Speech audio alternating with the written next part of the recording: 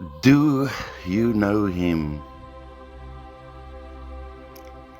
I've learned to follow only one authentic, true prophetic voice, the Master Chief Shepherd.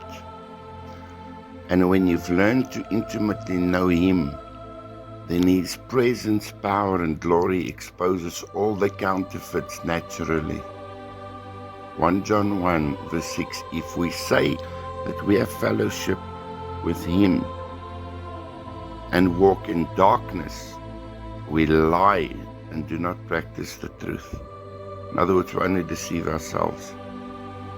But if we walk in the light as he is in the light, we have fellowship with one another. You see, it's like intimacy, into you, me, see. It's complete transparency towards one another, openness and honesty before one another and before God. Intimacy breeds and causes transparency, and transparency breeds intimacy. Exposure, divine exposure in the presence of the God who sees all. We have nothing to hide. We love the truth. And we come to him. We run to the light until we become the light. Until the light, which is a person, has expelled and exposed all darkness in us. Until he has permeated our hearts and our minds, yes, our entire beings, into our very core with himself. Saturated, permeated, drenched, soaked in his presence, which shall cause a sudden eruption of his glory within the bride. She comes into the upper room suddenly to ignite his kings of war. Arise, shine, and he's the light that comes to inhabit. He's purified, consecrated, set aside bride. It's because many don't want to pay the price, spend the time, and make all the required sacrifices that it takes to know the Lord. It's gonna cost you.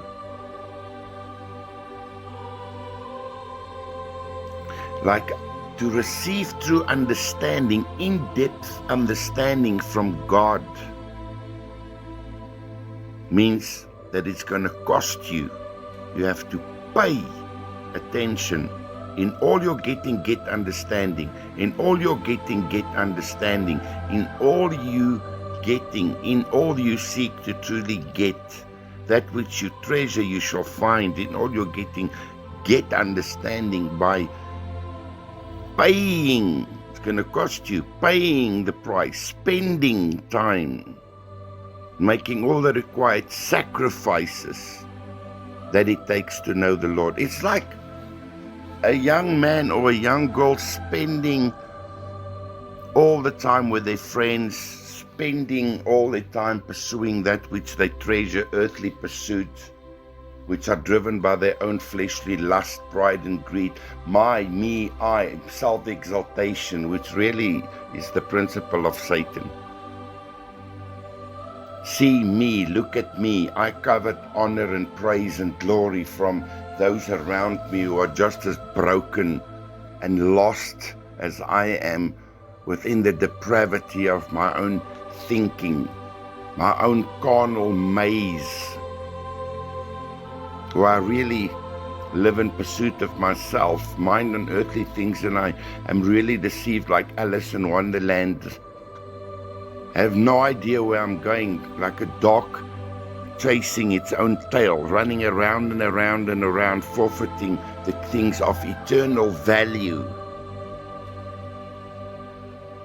settling for the temporary things of this world, the fleeting vapors of the pig pen of carnality, driven by flesh, pride, and greed. It's all about me, I, myself, my desires, my way, or the highway. No, Jesus said, I am the way into glory. If you seek true glory, true authenticity, marked by the Father, those who serve me, he says in John 12, will receive honor from the Father. Like the great Yahweh spoke with a voice of fire that cut through me, I burst into tears in the ecstasy of the presence of his divine love. And he said to me, there are no adequate words that can articulate the majestic honor and glory that permeates a life that was sacrificed so that the God of wonders might be glorified. It has eternal consequences that only eternity will tell. The nations must be drawn to him in you. We point people to Christ, we don't draw them unto ourselves. Like when Yeshua appeared to me and he stood inside of my being through the Philadelphian gate, the faithful church, the faithful bride, those who overcome, I'll write the name of the city of my God. In other words, the bride becomes his habitation, his Jerusalem city, built by the gold, the silver, the precious stones. Lay your foundations with carbuncles and with precious stones.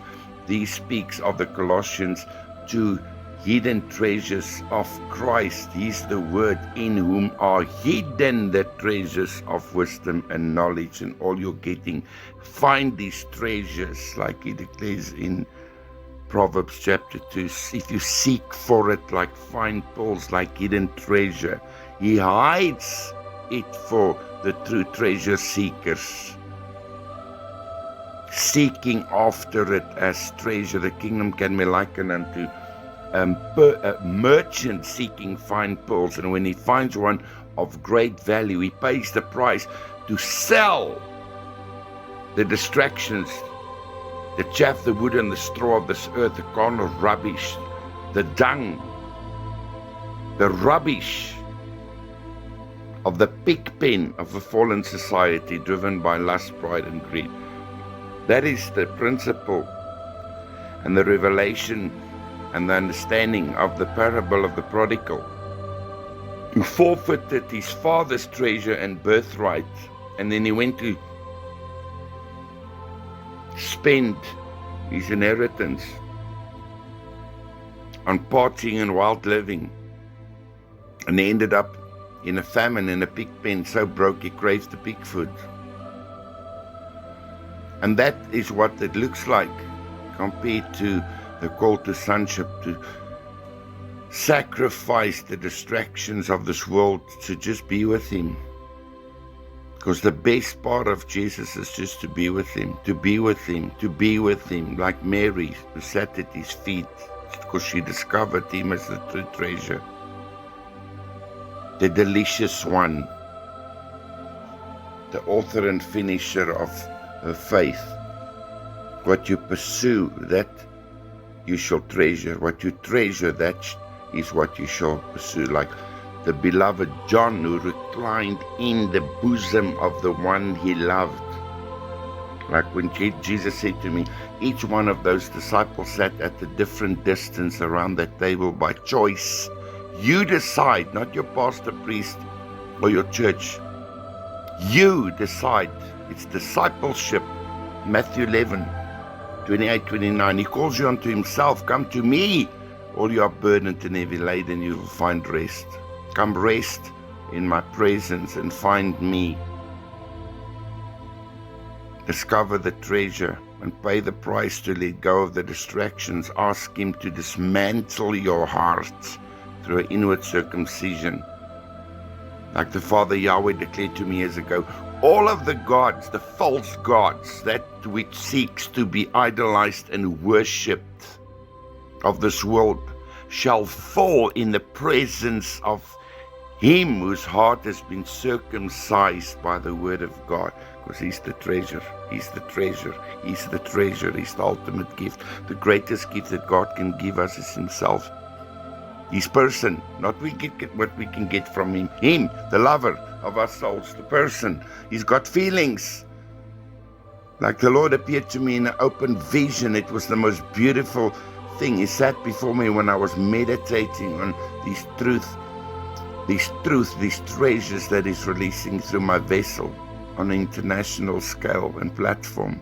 And I'm just a hidden scribe, and I was meditating on these treasures. Like he said, I call you to teach because you need to learn. And suddenly the realm opened up and Yeshua sat before me. You cannot explain his beautiful face, because he's the darling of heaven, the essence of beauty, in his innocence and childlike humility, simplicity. And he said to me, do you see, Peter, like any lover, I do just truly want to feel loved and treasured and esteemed and desired like any lover. But are we willing to pay the price and make the sacrifices, dearly beloved?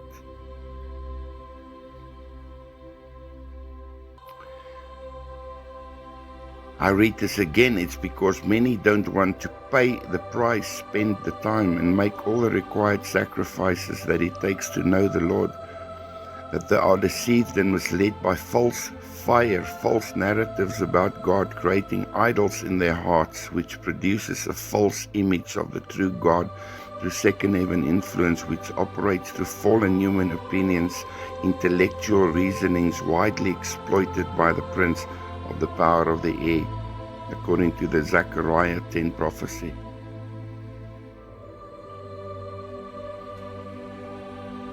So the Spirit of the living God is raising up his righteous standard by forming the character, the nature, the image, and the likeness of the Word, the oracle Christ within those to be unveiled as the forerunner manifested sons, as is rightly declared in Hebrews 1, because he speaks through his Son, the Father's communication unto fallen creation, and this communication is by the revelation of his Spirit, for he is not the God of the dead, but the God of the living, and his sheep learns to only follow the voice of the shepherd through daily, personal, intimate relationship.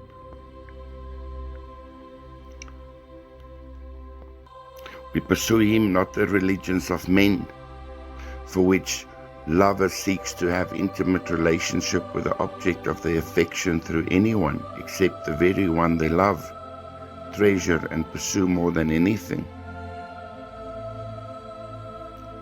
The treasure of a man's heart, that which they truly value, is revealed and declared by that which they passionately pursue. As Yeshua said to Charles Newbold, where do you want to go? Where do you want to go? You want to go down to Egypt, distracted, captivated, seduced, and misled by the spirit of the age. Broad is the way, wide is the gate that leads to destruction. But narrow is the way, narrow is the gate that finds to life, because that gate is him. I'm the way, the gate, the truth, and the life. No one enters except through me, and no one comes to the Father except through me. Like when the Father said to me, you come to me through my Son, and I come to you through my Son. Yeshua is God's standard, plumb line of righteousness. He speaks to us through his Son, the ministry of his Son. John 10, truly, truly, I say to you, he who does not enter into the sheepfold by the door, but going up by another way, that one is a thief and a robber. But he who enters in by the door is the shepherd of the sheep. The doorkeeper opens to him, and the sheep hears his voice, and he calls his own sheep by name and leads them out. And when he puts forth his own sheep, he goes forth before them, and the sheep follow him, for they know his voice. And they will not follow a stranger, but will flee from him, for they do not know the voice of strangers.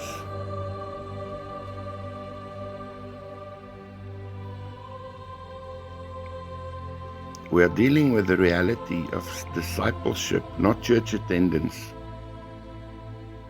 Because you can sit in a church for 40 years and still not know God, overfed. Like Father said to me, many pastors are like zookeepers. They come on a Sunday, they throw their peanuts to their monkeys, trapped behind the bars of man-made religion because they don't have the keys of the kingdom to unlock the doors of their broken dungeons. I came to set the captives free, to open the prison doors, to release them that are bound. Religion binds people to a church system. Christ says, ascend into my mountain. I am Zion, my holy habitation. Ascend unto me as those who are led by my spirit. I call my sons out of the chicken pens of man's dead religion, by which they chase the worms of the lust, the pride and the greed, and the chaff, the wood and the straw of man's ideas and opinions and false narratives about who I am.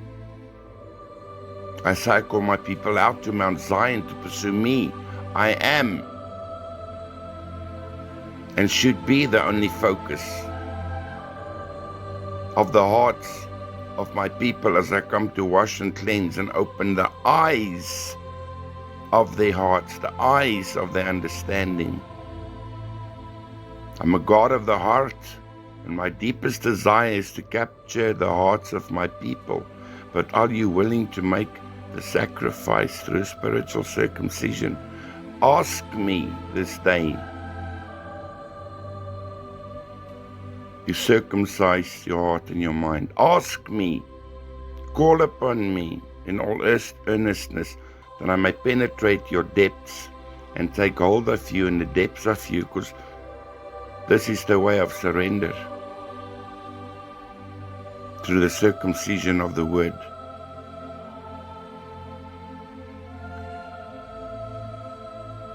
If you want to belong to a religion made up of man's ideas and concepts, then you'll be greatly offended by Christ.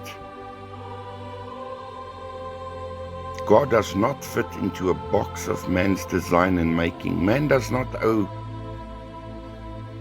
or own the right to God. He cannot be controlled by anybody. That's why Yeshua was led by the Spirit. He didn't come to raise up external temples. He said to the people, when they say, when will the kingdom come? He said that the kingdom doesn't come with observation externally. You won't say, look there or here, because the kingdom is within you. That's why I prophesied the destruction of the temple in Matthew 24. You see these things, not one stone shall be left on top of another, because he seeks to indwell us as his living stones fitted together into a spiritual habitation of God. Relationship with God sets you free, doesn't bind you to a man-made organization and a man-made system driven by greedy charlatans fleecing their flocks to build their own Babylonian systems. Let's build a tower to make a name for ourselves. God does not fit into a box of man's design and making.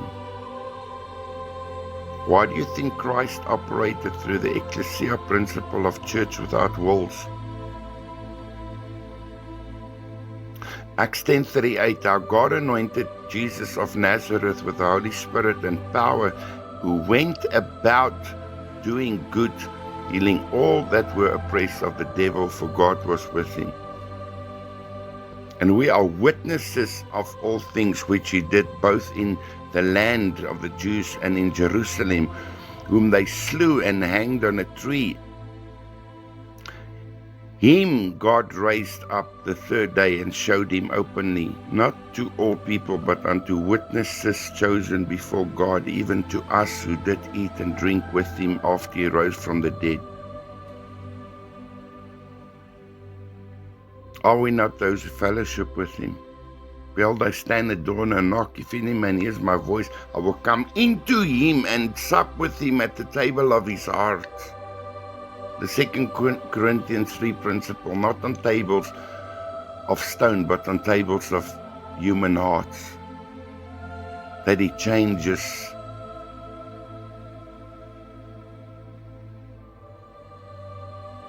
through transformation, inward transformation. Touching us, changing us, working in us that which is pleasing in his sight until we become like him, his living oracles. He does the work, he's the potter. It's an inward transformation. It's not an external fleshly religious show, because you can sit in a tree, it doesn't make you a bird. I can pour tomato sauce all over your head, it doesn't make you a pizza. It doesn't turn you into a pizza. I can stand in the garage and confess I'm a car. Unless you go through the process, brother, you're only deceiving yourself. You give a false witness and testimony. Same with Christ. I can sit in a church building all my life. It doesn't make me a child of God. Look at the religious Pharisees with all their temples. The very word stood in their presence, they crucified him and rejected him. He said to them, you study the Torah that testifies of me, full of Bible Torah knowledge, but they didn't have the revelation of the Word of God. If you don't know the author of the book inspired by him, you shall be deceived through your own interpretations of him. For the letter kills, it's the spirit that makes the word come alive in us. The people of his presence, of his power, of his glory, his true temple, made up of living stones, not dead religious temples, built with stone, brick and mortar. Acts 17:24, God that made the world and all things therein, seeing that he is Lord of heaven and earth, dwells not in temples made with hands. Religious external empires. It exalts the pride and the lust and the greed of man. Neither is worshipped with men's hands as though he needed anything, seeing he gives to all life and breath and all things. Like he says in Isaiah 66, where's the house that you built for me? And where's the place of my rest? Did not my hands create all these things? And that's why Yeshua said, foxes have holes and birds of the air have nests, but the Son of Man doesn't even have a place to lay his head. He was talking about the heart of man, like the Father said to me the other day. Heart, H-E-A-R-T, stands for his eternal, ascended, resting throne. Where's the place of my rest? Like the Father said to me, Peter, my deepest desire and my only quest has always been simply to capture the hearts of man. Find the deepest desire of any man, he shall discover his God. That's why it calls for a penetration, a circumcision. The word must cut asunder between our spirit, soul, joints, and marrow, that he can rule and set up his kingdom, his throne within our core, our very hearts, the heart of the matter, out of which springs, or is the wellspring of life.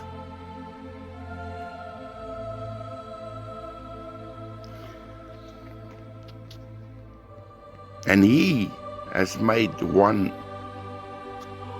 of one blood all nations of men to dwell on all the face of the earth, and has determined the times before appointed and the bounds of their habitation. Out of one blood, because the life is in the blood.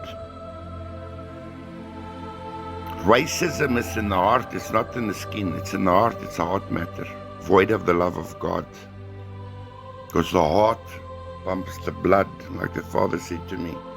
It's the heart of the Father that pumps the blood of His Son to the heart of man. I will take out the heart of stone, I'll give you a new heart of flesh, a new heart with right desires. I'll put my Spirit in you. I will work in you to do and to will according to my purposes.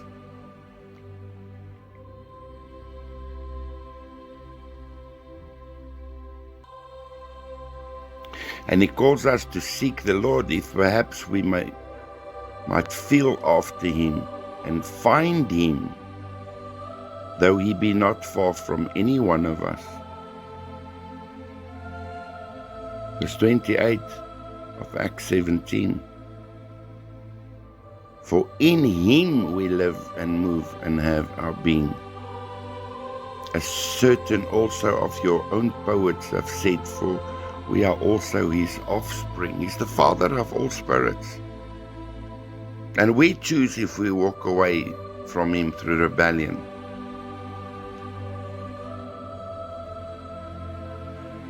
And backsliding is to walk away from God by choice. We need to make a willful decision to be intentionally devoted towards our Father.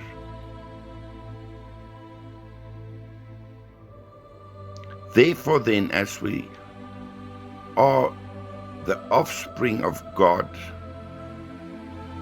we ought not to think that the deity is like unto gold or silver or stone, graven by art and man's device, like the Babylonian external fleshly temples which exalts the pride and the works of man's hands. This is why churches are being burned around the world. It's judgment. If it, like the Lord said to Charles Newbold, if it can be shaken, closed up and burned, it's not of me. We are His temple, His living stones. Like they stoned Philip or Stephen, the first martyr, with their stones of accusation, prophetically stoned him to death. The heavens opened because he was the habitation of God. And He still interceded for them because we belong to a kingdom that cannot be shaken. They tried to shake Him through the stones of accusation and death and judgment, through their pride and their fleshly opinions. Yet He Himself was the holy habitation of God under open heaven.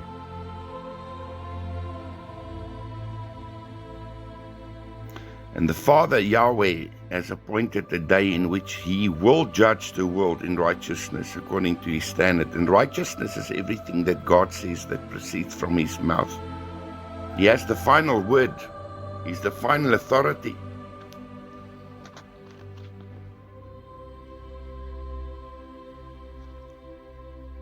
And Christ is God's communication to His creation.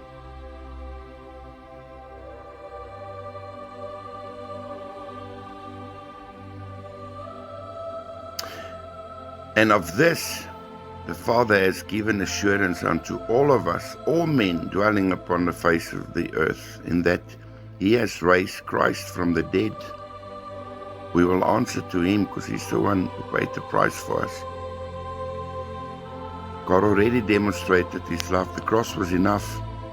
Actually, doesn't need to do anything.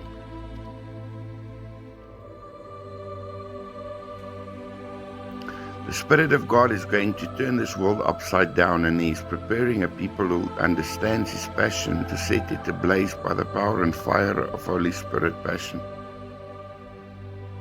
Revival in the ancient Greek means to bring to life by fire. We are the revived ones of Joel 3, which You will send into the valley of decision, to awaken the nations, to show them the way to Zion, in the love, nature, and humility of the Word, by which we would judge ourselves. We take on the nature of the Word, His humility, His kindness, His loving nature. We come with kindness in the gentleness and meekness of Christ. It's awakening of love, like Father said. I pulled you out of the core of my nature, which means love birthed you. You were created to respond to love. Anything beyond that is not of God. Love on people, and by doing so, you will bring out their true value.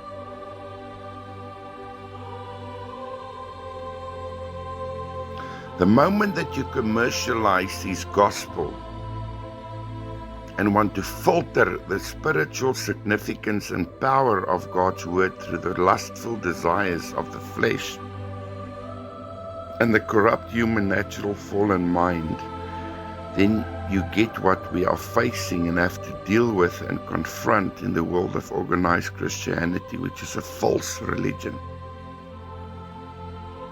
Jesus is not an it or a religious organization or a system. He's not an it. He's not a thing.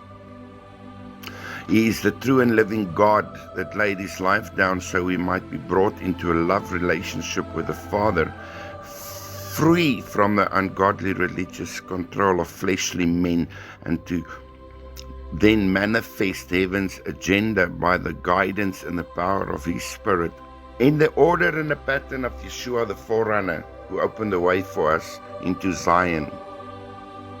Acts 10:38, our God anointed Jesus with the Holy Spirit and with power, and He went about doing good, healing all who were of the oppressed of the devil, because God was with Him. And He came to show the way. Philippians 2, He humbled Himself, became obedient to the point of death. He came to serve. I am amongst you as one who serves, He said in Luke 22. Love is a servant. Like the Father said to me, the only thing that can satisfy true love, the nature of love, is the benefit of others. That's a principle in the nature of Christ and the call of Christ. But it comes through the death of self, through the stripping of self. Because self is the presence of the seed of the serpent in us. Self carries the nature of the serpent, self-exaltation, narcissistic behavior. Everything is about me. Everybody must serve me, make me happy, keep me happy. Otherwise, I throw my toys out of my cot.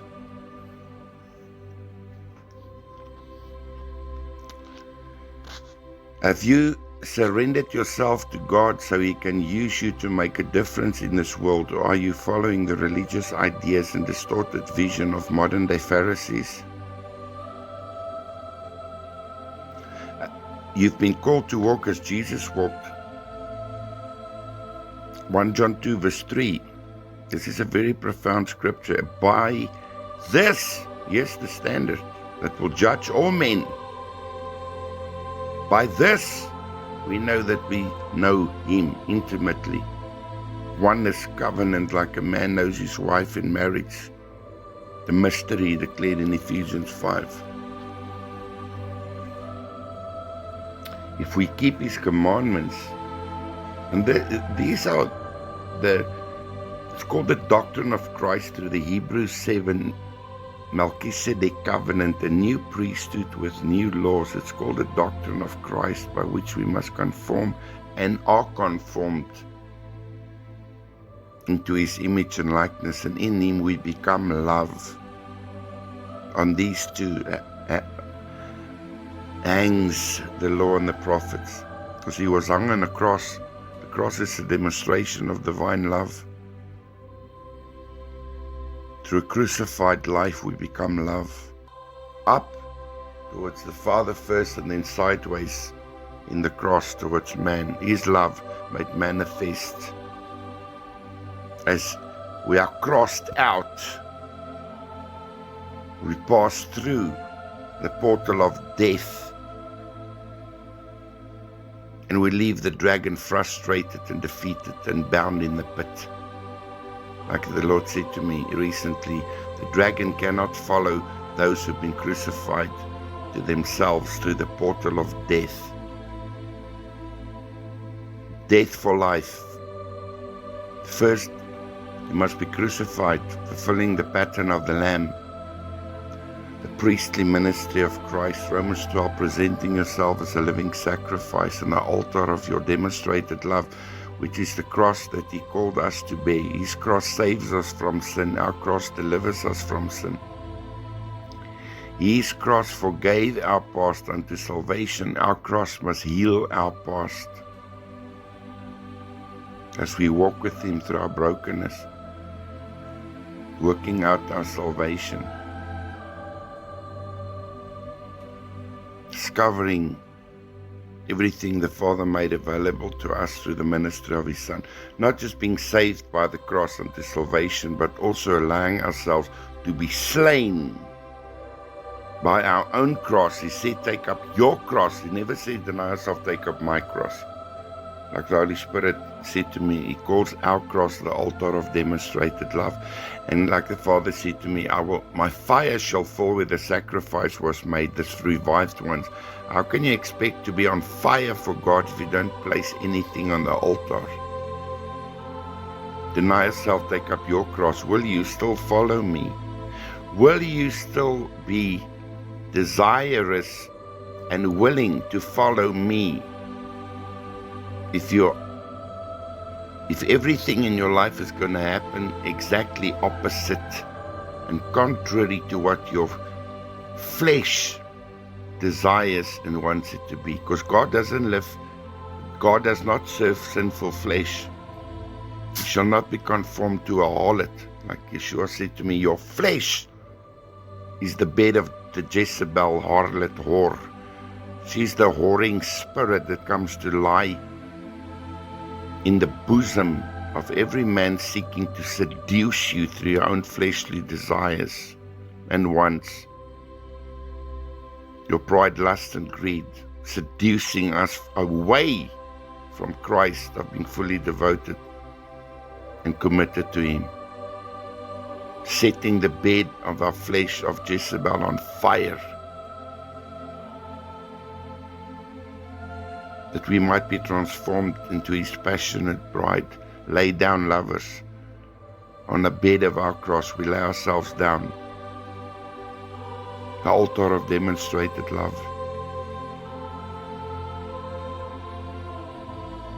1 John 2, verse 3. And by this we know that we know Him, if we keep His instructions, His doctrine, that which He speaks.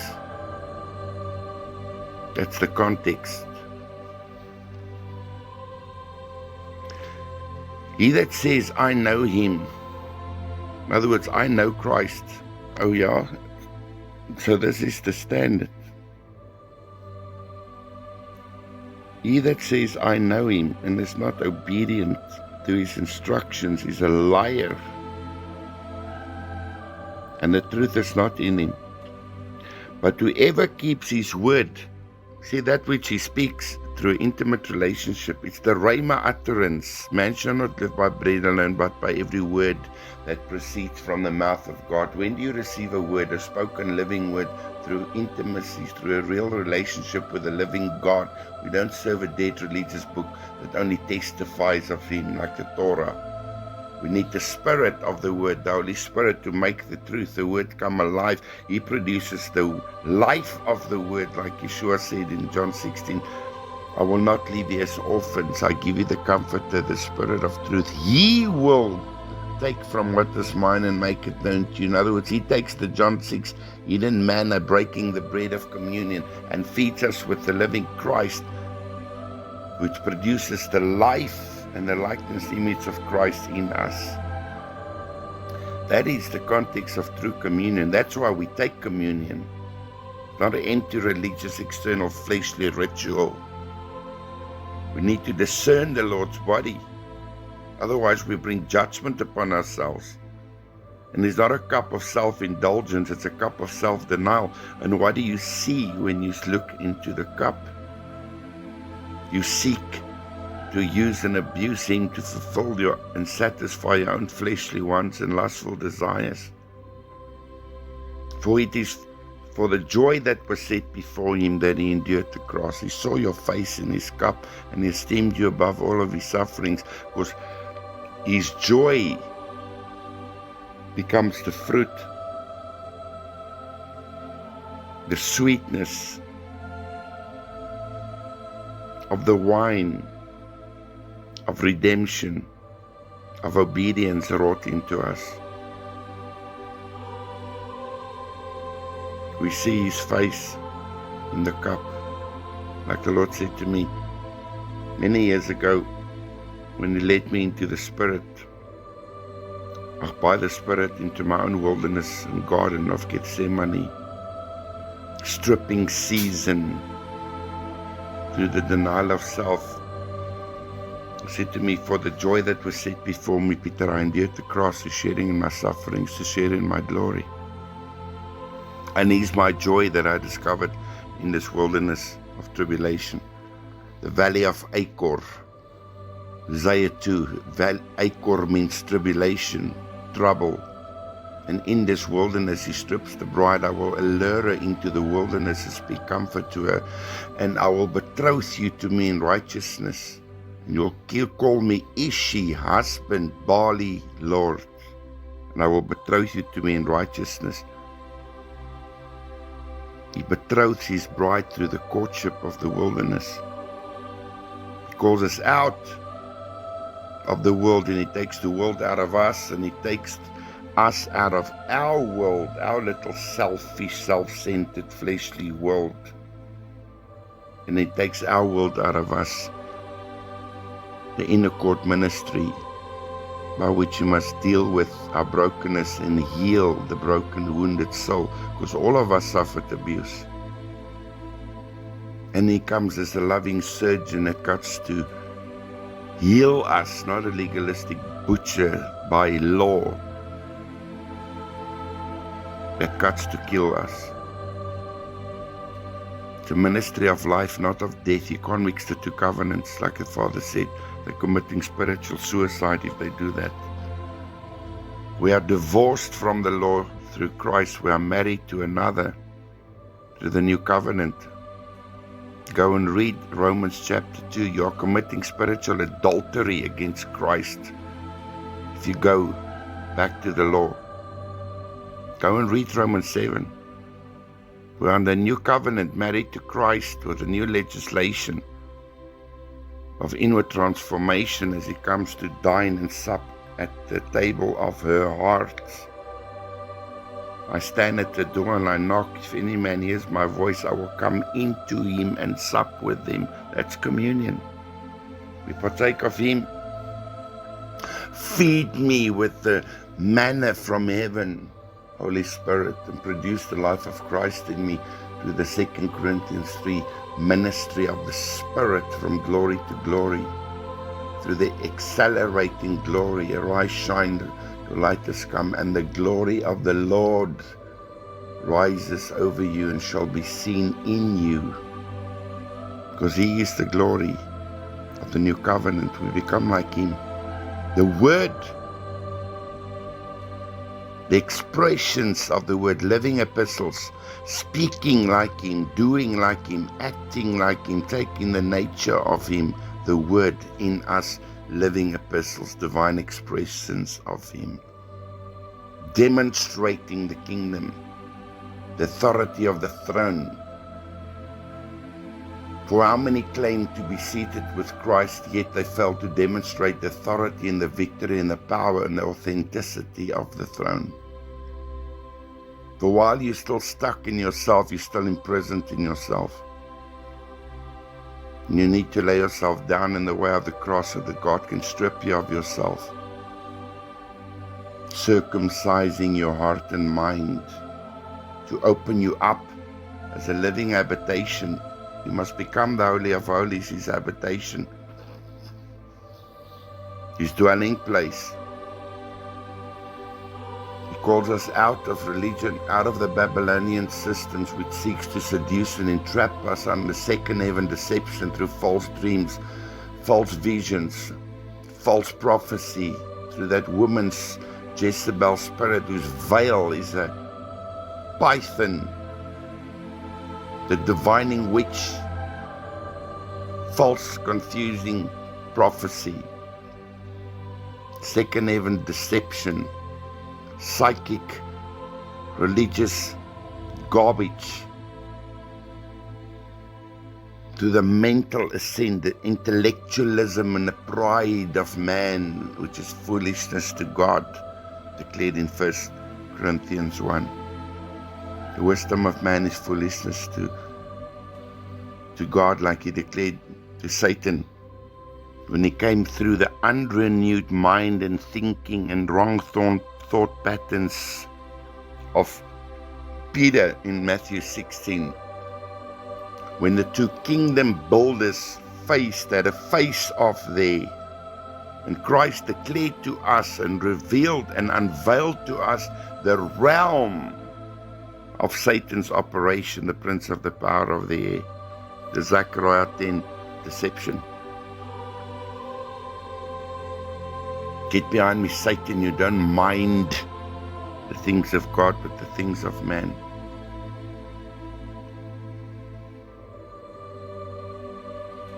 And in that same chapter, he said, Blessed are you, Simon Bar-Jonah, because flesh and blood did not reveal this to you, but my Father.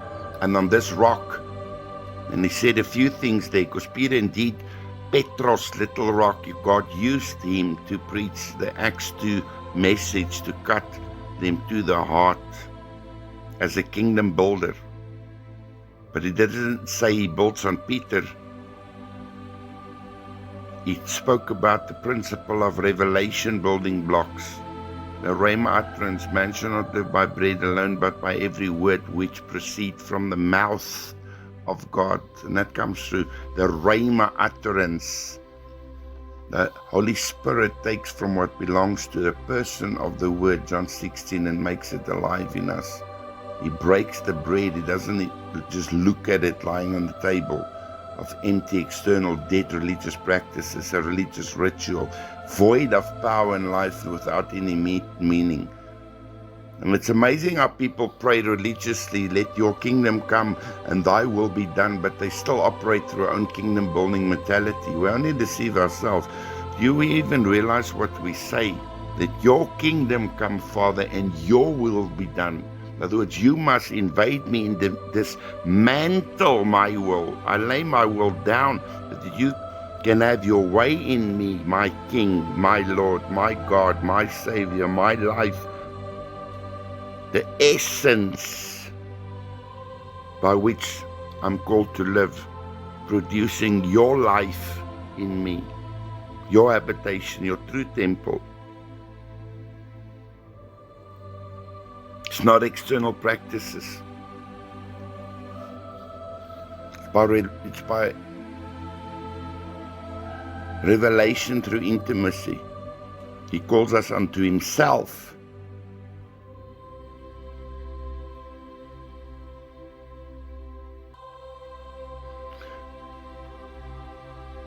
So again, 1 John 2 verse 3, and by this we know that we know him, if we keep his commandments. He that says, I know him, and keeps not his commandments is a liar, and the truth is not in him. But whoever keeps his word, in him verily is the love of God perfected. By this we know that we are in him. He that says he abides in him ought himself also to walk even as Jesus walked. Led by his Spirit, manifesting, demonstrating his life within the earth, his ministry, his power, his authenticity. Because anything outside of Christ is not the church and will be judged, will be crushed, will be burned up. The day will reveal it with fire, and each man's work shall be tested of what quality it is.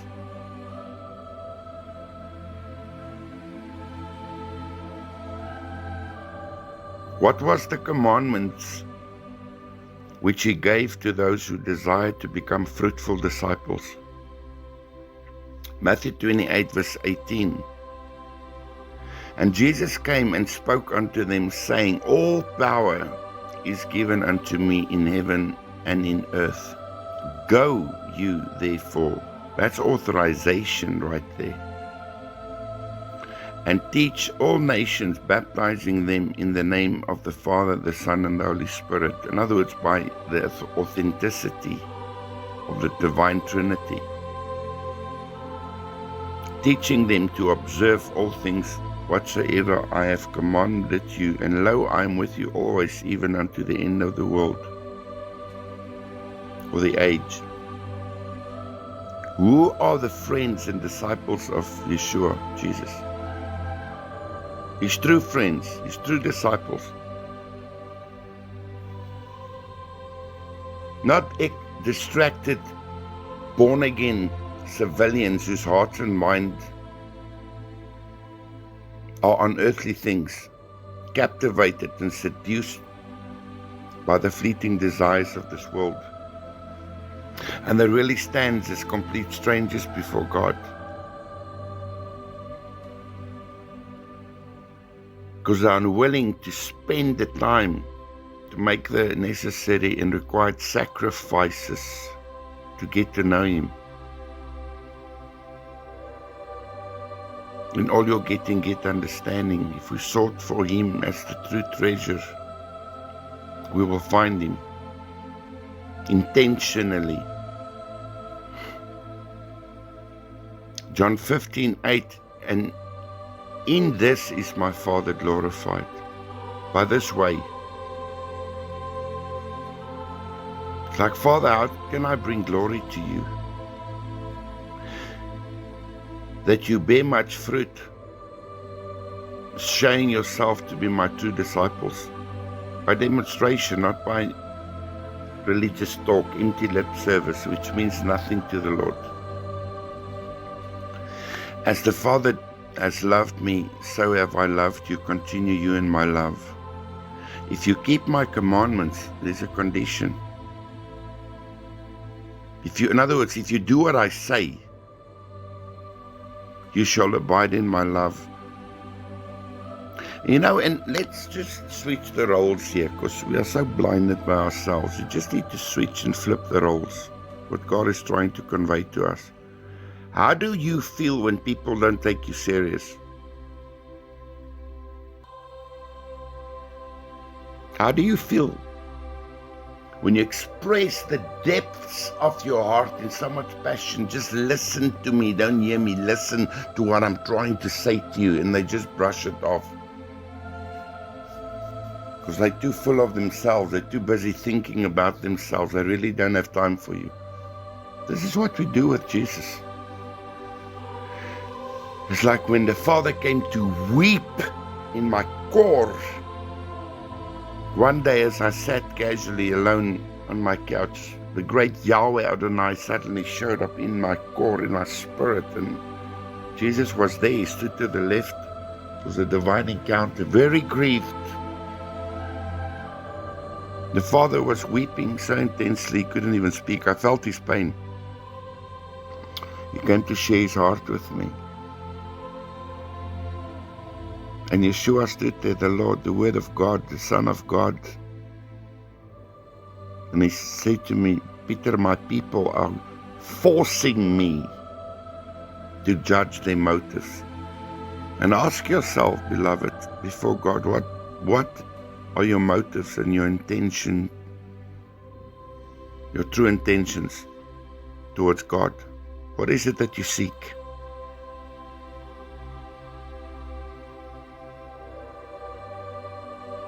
Do you seek to use and abuse Him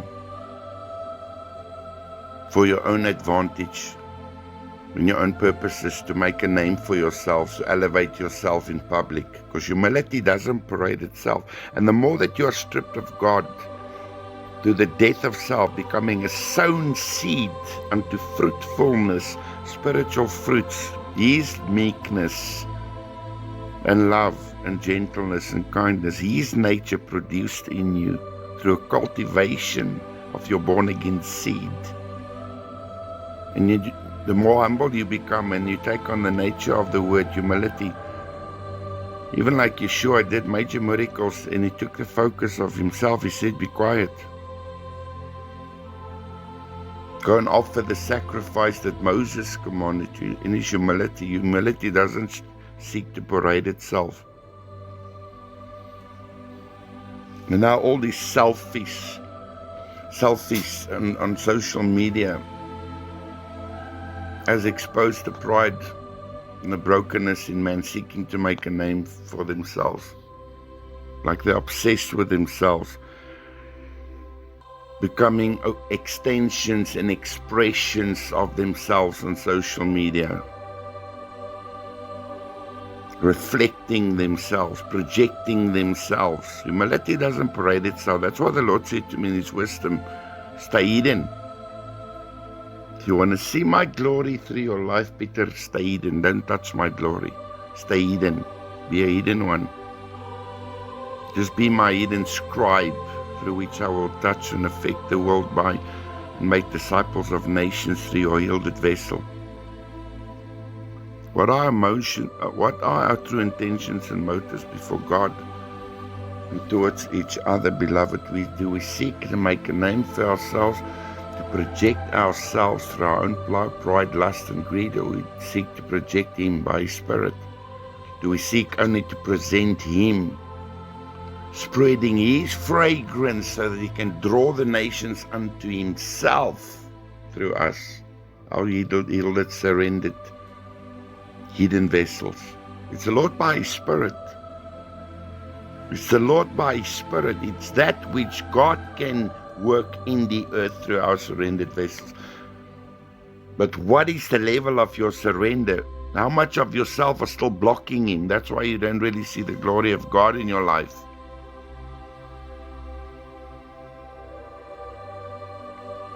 Because He's still veiled and obscured by the ugliness of self.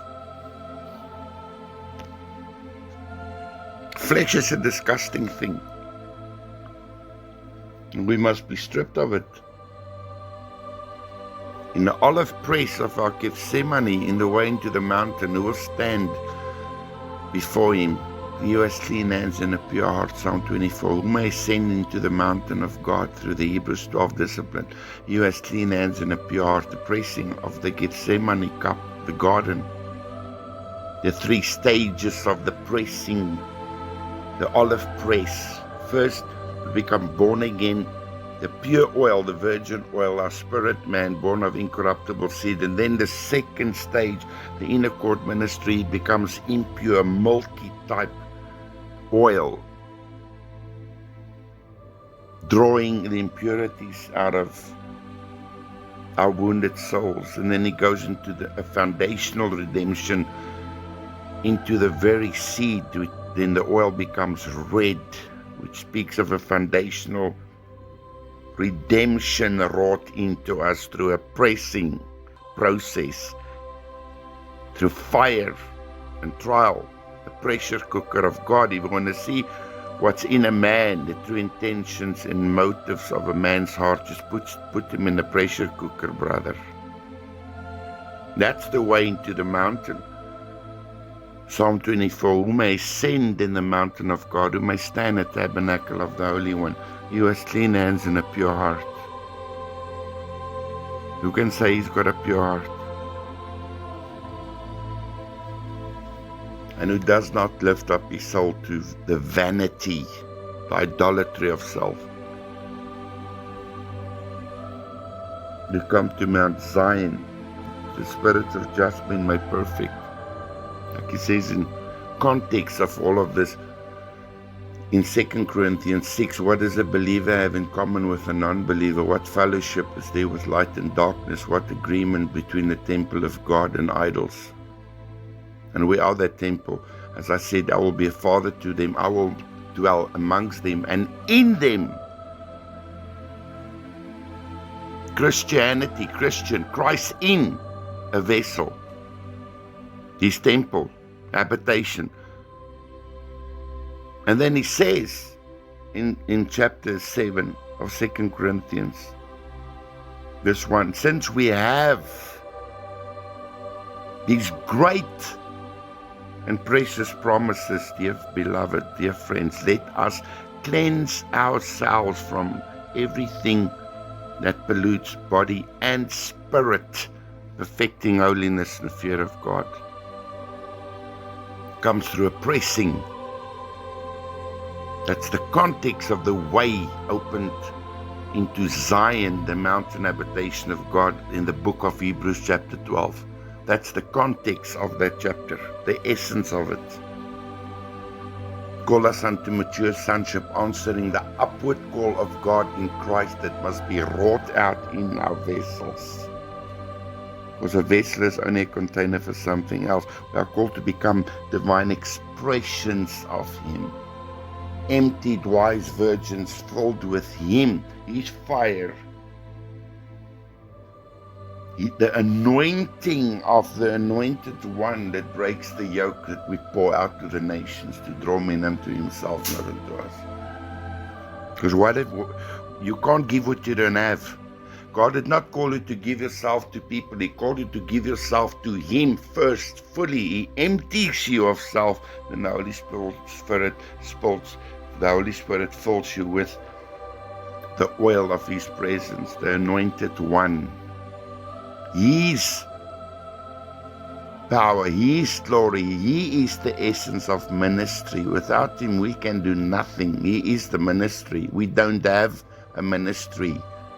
He is the ministry. A vessel is only a container for something else. Like the Father said to me, as soon as man starts to take the credit for what only God can do in ministry, as when corruption and greed start to move in and men become slaves of mammon. God never called us to become merchants, merchandisers of His Son's gospel, because there's no greed in my Son, the Word, and no earthly desire in Him. That's why I was a homeless traveler. Foxes have holes, birds of the air have nests. He wasn't a quest to capture our hearts, to present Himself as the ultimate gift, the true treasure. Him, it's in a person. The treasure is a person. The ultimate gift is a person. The greatest gift that God can give and present to man is Himself, the person, not what we can get from Him, like we use and abuse each other. That's why this world is so broken. We were not created for use and abuse. We were created to respond to love. Lust come to take, to use and seek to manipulate, to enrich itself, to elevate itself, to covet honor for itself.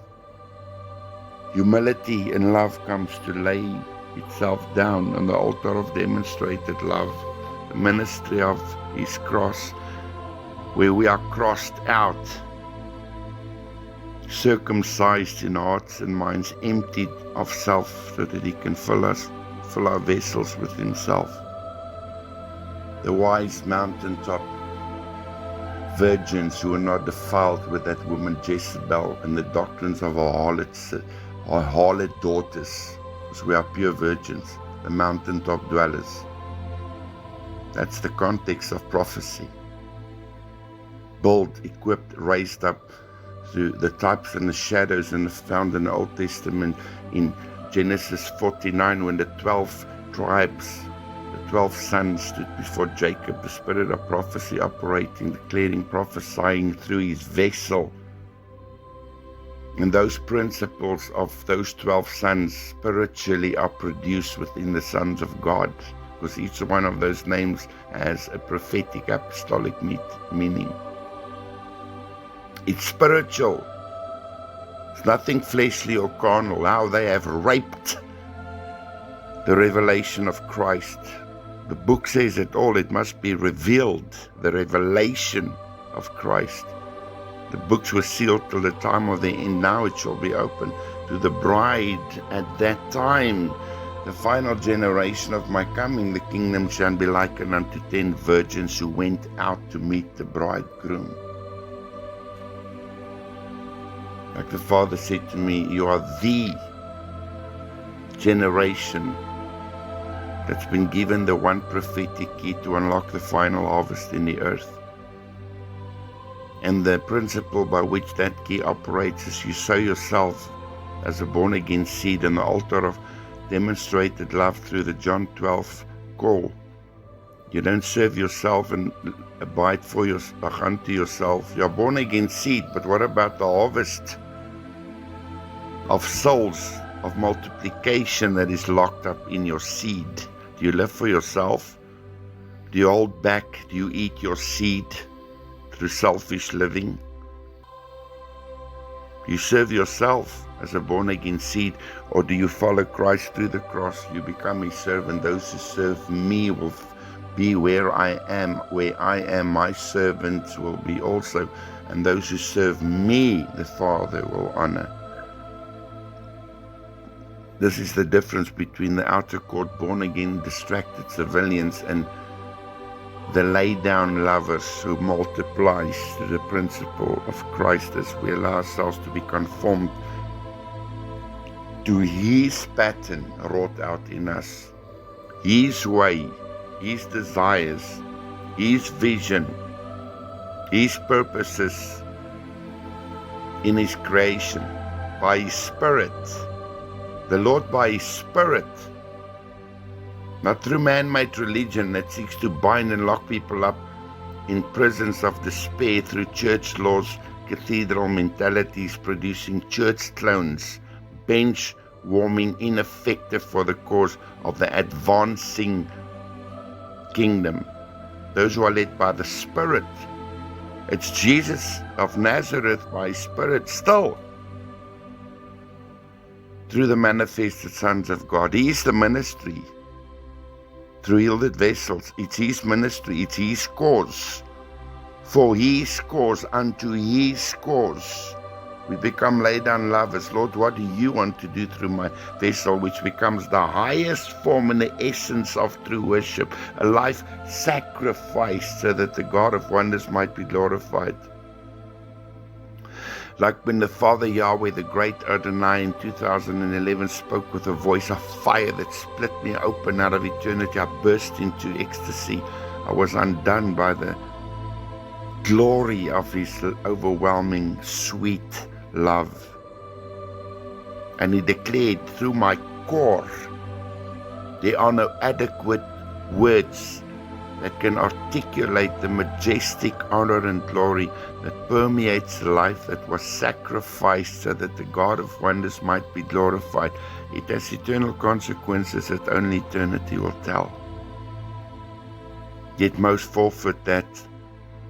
According to Hebrews 12, they settle for the pot of lentil soup. They forfeit, sell their kingdom birthright for the pot of lentil soup, which speaks of the fleshly desires which they crave, immediate satisfaction, not willing to lay themselves down, not willing to be disciplined, being offended to pass under the rod of the Father's painful correction and discipline. While we undergo discipline, it's painful, but later on it produces, to the law of multiplication of a sown born-again seed, fully developed into the manifested life of the righteousness of Christ, the fruits of the Spirit, the virtuous life of Christ produced and brought into manifestation and open display in us as the mountaintop dwellers. This is the context and the essence of His gospel. No greater love is a man than to lay down his life for his friends.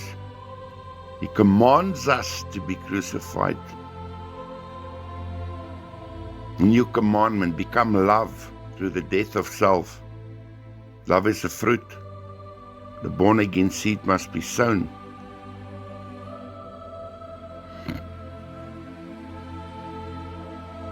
This is why it costs a crucified life to follow Christ, because the natural carnal man is driven by the fallen desires of this world. Who are the sons of God that's going to walk as Jesus walked? Romans 8:14, for as many as are led by the Spirit of God, they are the sons of God. Charles Newbold wrote the following: the crucified ones are the church without walls. They have gone outside of the camp with Jesus bearing His reproach. Hebrews 13 verse 12 and 13. The churches are like walled cities within which to keep their own. They gather disciples unto themselves and for themselves, like Jesus said, you travel over sea and land, finding a proselyte making twice the son of hell as you are. Because they serve their own purposes. They have doctrines for their own purposes. The kingdom does not come with external observation. Men don't say there or here, because the kingdom is within us. The king that seeks to conquer our hearts. Hearts, remember hearts, H-E-A-R-T, the Father says, stands for His eternal ascended.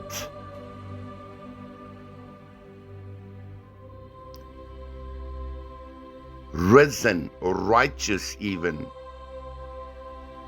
throne set up in us. Seek first the kingdom of God and His righteousness. Where's the house that you built for me, and where's the place of my rest? My deepest desire is to capture the heart of man, and that must become our deepest desire. Lord, capture my depths, capture my heart.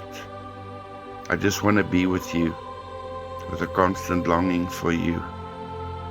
Because what satisfies, the only thing which can satisfy the one you love, is to simply be with your lover. Like Yeshua said to me, Peter, isn't it amazing how you're fighting me? Years ago, when He came to stand in my room in worship, in my brokenness, when I was still very fragmented.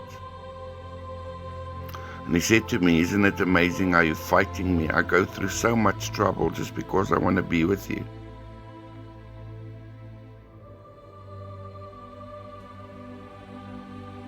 Churches are like walled cities within which to keep their own.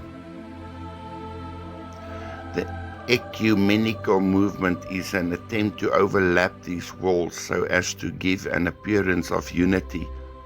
But all of these attempts will never remove the reality of the walls. More often, even among the most sincere believers, these walled cities become social clubs for their kind. God is not calling us for Christian country clubs. Rather, He's calling for His people to come out of them. The only wall that God and His crucified ones are interested in is that wall of fire mentioned in Zechariah 2 verse 5. For I, says the Lord, will be unto her a wall of fire round about, and will be the glory in the midst of her. He's the one filling the wise virgin company. Not the doctrines and the traditions of men, the chaff, the wood, and the straw that shall be burnt up. What's your foundation? This is why He will shake everything. Men's hearts shall fail them for what's coming on the earth. Like when I was caught up and sucked through the roof of my house while I was wide awake years ago as a forerunner, when the Father showed me how radical the manifestation of the sons of God will be, the glorification into immortality of Romans 8, by which creation shall be liberated from its bondage to corruption. When I stood in the blinding presence of the Father's glory, He declared, soon you will be unshakable, unbreakable, unchangeable, impenetrable, and incomprehensible. Because He comes to inhabit us. He said, I'm going to give the dragon the whipping of his life through my sons. The fullness of the deity manifesting within the sons. We're taking creation back. The judgment declared and prophesied thousands of years ago in the oracle of Daniel chapter 2. The stone that comes to crush and thresh the very foundation of Satan's Babylonian empire, of which Semiramis and Nimrod was a first fruit, forerunner, prototype. Nothing is new under the sun. But the difference is the David of God slayed the first Goliath in his head. Now God comes to take out the very foundation through the rock, Yeshua inhabiting the sons of God, his giant slayers.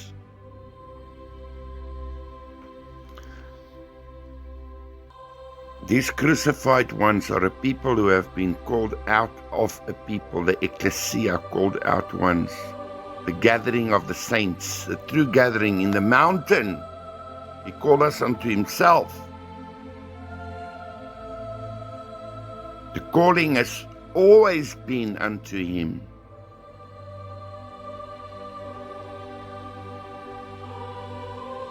Matthew 11:25-30. At that time Jesus answered and said, I thank you, Father, Lord of heaven and earth, that you have hidden these things from those who think they are wise and prudent and learned. You see, these are the prideful Pharisees of the day, the scribes and the Pharisees,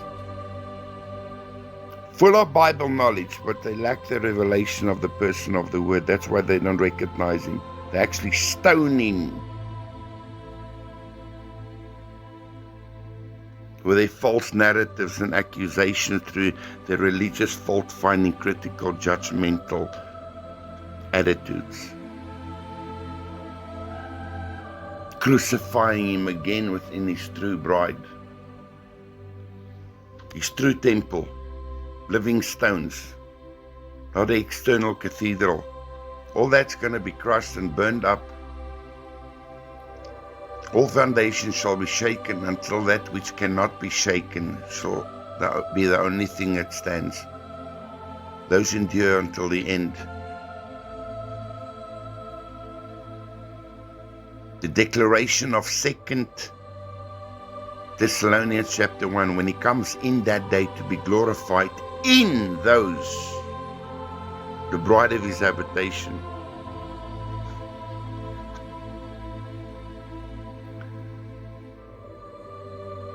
Even so, Father, for so it seemed good in your sight, all things have been delivered to me by my Father, and no one knows the Son except the Father, nor does anyone know the Father except the Son, and the one to whom the Son wills to reveal him. In other words, the principle here of sonship is you know who you are when you've been raised and trained and equipped by your Father. You know who you are when you've been raised up by your Father.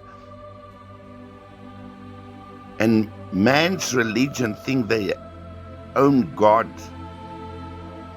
own the rights to God, and can instruct him how to train and raise and equip his sons. What an insult!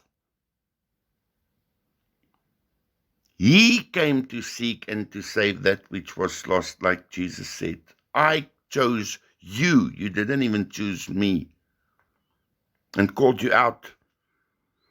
The Mark chapter 3 principle, he went into a mountain and he called those whom he wanted, the calling. And then the response, they came to him. And then the backbone of Christianity, relationship building, that they might be with him, intimacy. And out of that intimacy, destiny is birthed. Everything about destiny. The right people he called you to fellowship with, the right provision, everything about destiny is birthed out of your intimacy with Christ.